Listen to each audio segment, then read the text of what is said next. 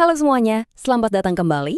Hari ini kita bakal ngupas tuntas sebuah idiom bahasa Inggris yang, wah, kuat banget dan emosional. Sebuah ungkapan yang mungkin tanpa kita sadari, sering banget kita lihat atau bahkan kita alami sendiri dalam hidup. Coba deh, bayangin sejenak. Anda baru aja ngelewatin hari yang bener-bener buruk. Rasanya tuh semua serba salah, udah capek, stres, terus ada tekanan di dalam diri yang kayaknya pengen meledak aja gitu. Pernah nggak sih ngerasain hal kayak gitu? Nah, untuk tindakan melampiaskan semua rasa frustrasi dan kemarahan yang udah numpuk itu, bahasa Inggris ternyata punya satu ungkapan yang spesifik dan pas banget untuk menggambarkannya, yaitu to vent one's wrath upon. Jadi, apa sih artinya vent one's wrath upon? Oke, ini bukan sekedar marah-marah biasa ya. Ada 2 poin kunci yang bikin idiom ini beda. Pertama, kemarahannya itu seringkali berlebihan, nggak sebanding lah sama masalahnya. Terus yang kedua, dan ini yang paling penting, kemarahan itu dilampiaskan ke orang atau pihak yang sebetulnya bukan biang keladinya. Singkatnya ini tuh kemarahan yang salah alamat. Oke, biar makin kebayang, kita langsung aja lihat gimana idiom ini dipakai dalam kalimat sehari-hari ya.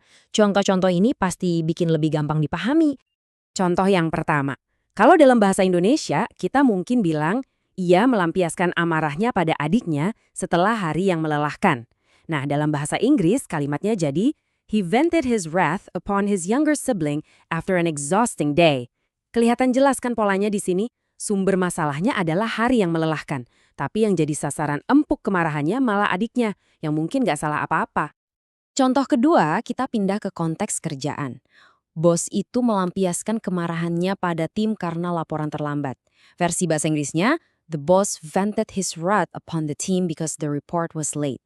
Bisa jadi, laporan itu telat karena banyak faktor. Tapi sang bos malah meluapkan semua amarahnya secara nggak adil ke seluruh tim. Wah, ini contoh klasik banget penggunaan idiom ini di kantor.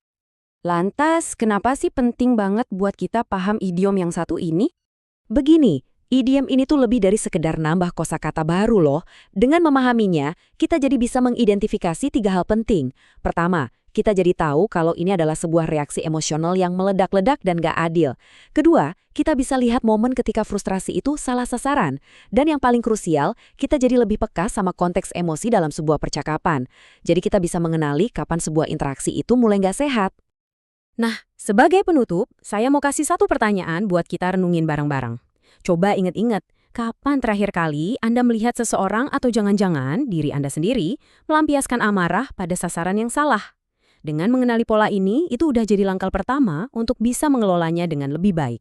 Terima kasih banyak sudah menyimak bahasan kita kali ini. Sampai jumpa lagi.